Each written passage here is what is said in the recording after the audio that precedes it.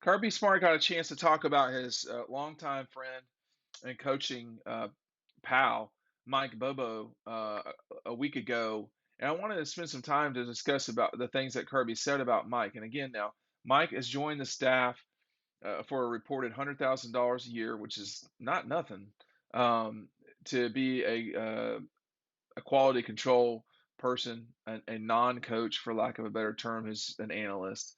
Um, but Mike's been around the ball game for a long time, has developed, Shockley, Green, Aaron Murray. He's done a good job. I left out Matthew Stafford, and to act like Mike Bobo didn't develop Matthew Stafford, it would be insanity. But he did that too. So I get, you forget how good a quarterbacks that Georgia had when Mike Bobo was there. I mean, these guys were the real deal. Um, and this past season, the quarterback was Stetson Bennett, but Stetson developed too. If you don't think so, go back and watch the Kentucky game in 2020, and check back with me, because he definitely got better. One thing we talk about is Stetson's play and DAWGSTRUCTION. Make certain you're getting this book. I'm telling you now, you are missing out if you don't get this book. At least click and check it out. We'll have it to you in early March or late February. I will have it in my hands soon, sometime next week. I will be certainly showing y'all, but you need to click the link right there and make certain that you're getting it. At least take a look at it. It is something else. Let me tell you. Cover of Keely Ringo shot by Chris Collins is I mean, he nailed it. That's why it's the cover. Here's what Kirby had to say about Mike. And again, these guys have known each other since, I guess, 93 or 4. Kirby was in the 94 class with like Larry Brown and all those guys. Mike was a year before that. Here's Kirby on Mike. There's a lot of value in the experiences he's had. He's been a head coach. He's been an offensive coordinator in our conference. He knows our conference. The 5-hour radius we recruit in, he's extremely versed. He has a ton of relationship value. As far as his role, that'll play out as we go along. In a previous video, I talked about how there's an open spot at Georgia in terms of the in terms of coach, you know, an assistant. This is not going to happen. Okay, but what I'm about to say, but you could take Mike and make him the quarterback's coach. Okay, that's not going to happen. But the possibility to do that is there. Todd Monken. We'll see how everything shakes out with the NFL. My suspicion is that he will still be at Georgia in 2022. But if not, you have the capability of moving Mike right in to be the offensive coordinator.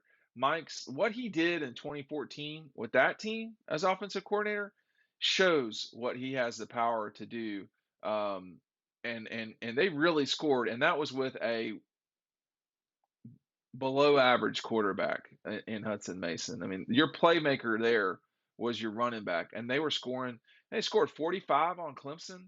That was a defense that had Brent Venables. They scored. I mean, you can go back and look, but Mike's value here is not exclusively as being an analyst. Okay, now I do know Mike a little bit, not a lot, and people love Mike.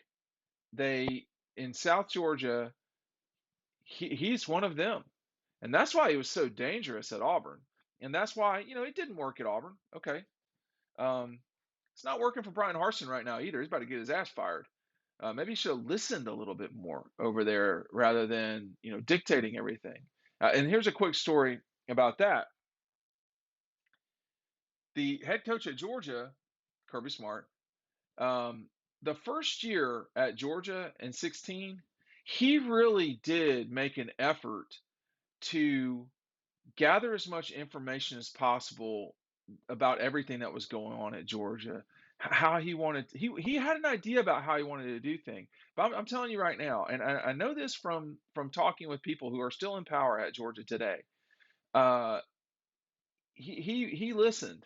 Now in 17 and beyond, it's been more about, hey, I know this is going to work, and this is how we're going to do it.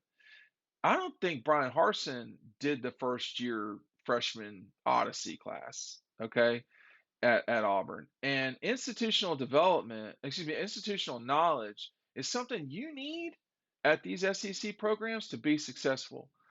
Mike has all of that. Okay, he's got it from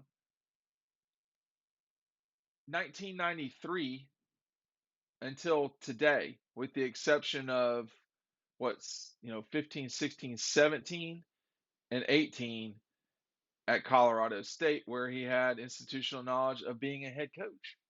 So now you've got three head coaches just off the top of my head, and Mike Bobo, Matt Luke, and Will Muschamp, who are all on this staff at Georgia. Three former head coaches, two of which were head coaches in this league. They are all on your staff and say, hey, man, Kirby, I don't know about that one, right? You're going to, you know, it's important. I do get concerned for Mike and Kirby actually having to work together. They've never worked together before. Like in a they never worked together. I mean, not in this fashion. They've been on the team together. That's different. I mean, Kirby is the boss here, and Mike has been his friend. And when you work with family, which I'm experienced in, that's tough. Friends, that's tough too. Um, if Kirby will listen, Mike's got a lot to say that will help him. And by the way, this is not coming from Mike. I don't want to make it seem like Mike is calling me and saying, "Hey, man, I hope it." No, that's not what it is. But I do think that and that's the reason why he hired him. I mean, it isn't just to go that they can go relive glory days at Flanagan's or Boarhead's, right? Boar's Head. Let me say it correctly. It's so that we are in a journey here. The question is, how long is this journey? And the journey is Kirby's time at Georgia. How many national championships can you win?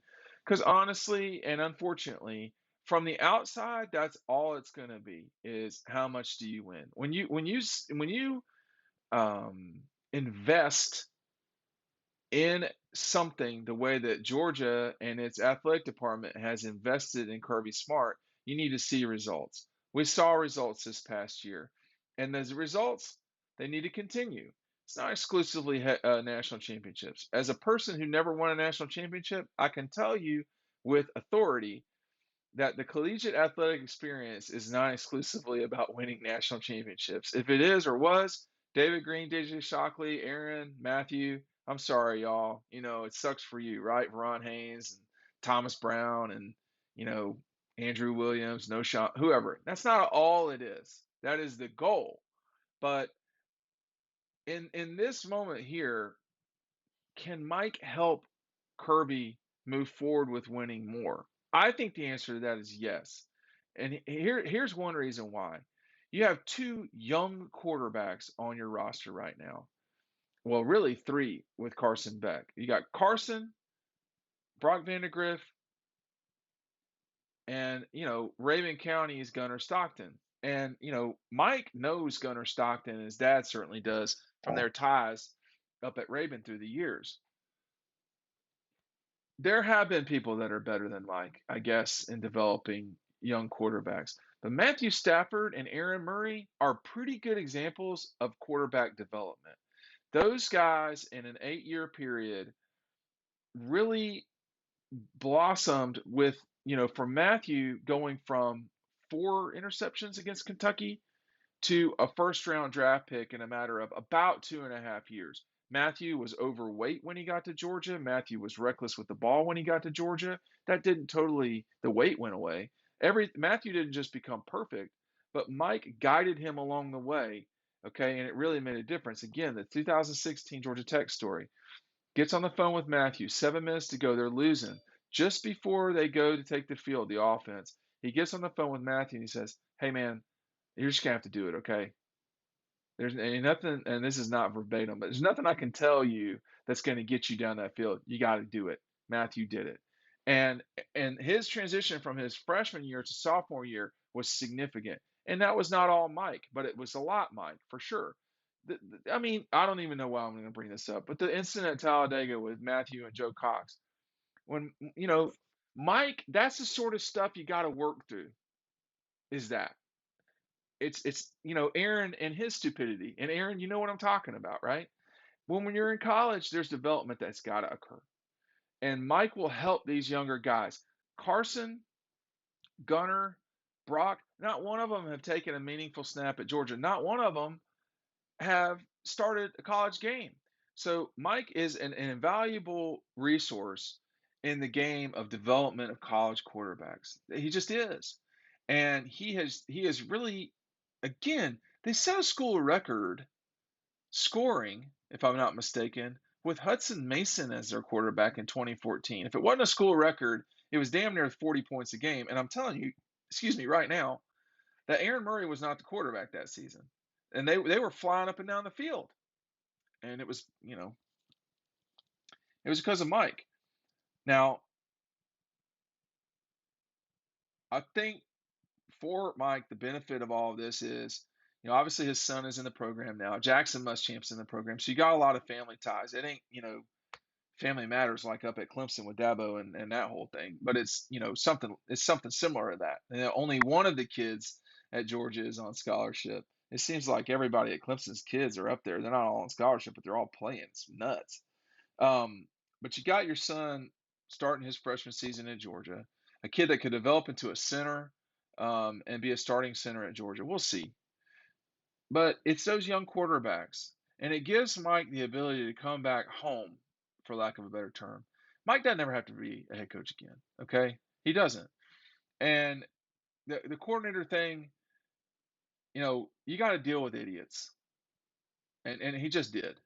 So I don't know if you're going to deal with that way. He would be a very good asset to Kirby if Kirby will listen, and I think he will listen. I think he'll listen. Mike is one of the few people that can talk to Kirby the way that Kirby talks to other people, and it'll work. That's what I think, at least. Now I don't go. I'm not their friend. I'm not their buddy. I do not go to Boar's Head, and I have not been to Flanagan's, but I do know a little bit, and I think this is a good move. Um, Thank God it's not. Thank God we did not go to college in the time of Snapchat, YouTube, etc.